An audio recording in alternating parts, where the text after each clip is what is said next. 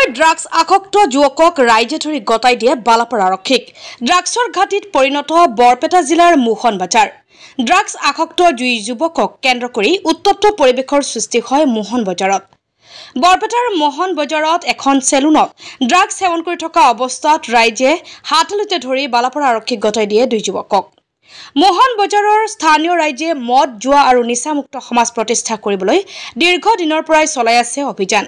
ৰাইজৰ প্ৰশ্ন, মোহন বজাৰত কোনে যোগান ধৰে ড্ৰাগছৰ জৰিয়তে মোহন বজাৰৰ সমগ্ৰ অঞ্চলৰ এচাম যুৱকক ধ্বংসৰ পথলৈ লৈ যোৱা বুলি উল্লেখ কৰে স্থানীয় ৰাইজে।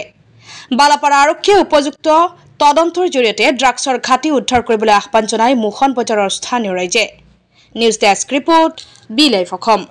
তাৰ উচিত শাস্তি হ'ব লাগিব, যি বিচাৰটো নাই বিচাৰ হ'ব লাগিব। মাজে সময় মানে আমি এনেকৈ দেখা নাপাম, কিন্তু এই চলিবিলাক যে ঘূৰি ফিৰি থাকে, এই আমাৰ এই ওচৰে পাজৰে চলিবিলাক আছে, তেখেতক কৈছোঁ আমি এইটো ধৰিব লাগিব। আগতেও কৈছোঁ একদিন, এই ড্ৰাগছ কিবা মদ চদ গাঁজা মাজা খাই ধৰিব লাগিব। আজি ধৰিছে তেখেতে,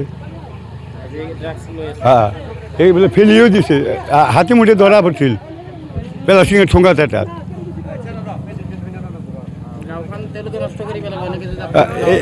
গাঁওখন নষ্ট কৰি কৰি ফেলছে।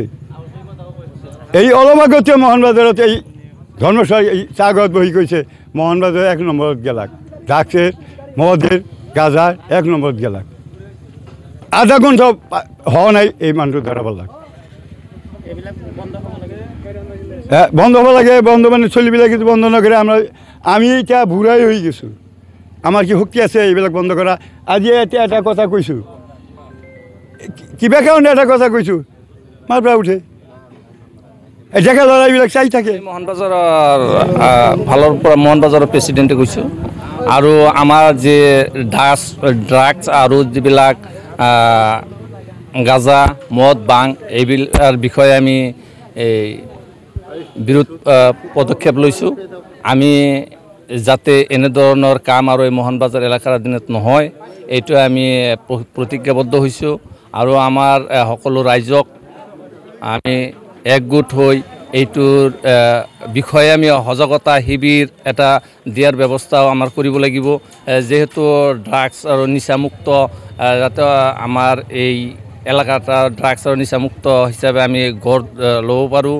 আৰু আজিৰ যিটো ড্ৰাগছ লোৱাৰ যিটো ঘটনা ঘটিছে, এইটো লৈ আমি বিশেষ দুখ প্ৰকাশ কৰিব লগা হৈছে।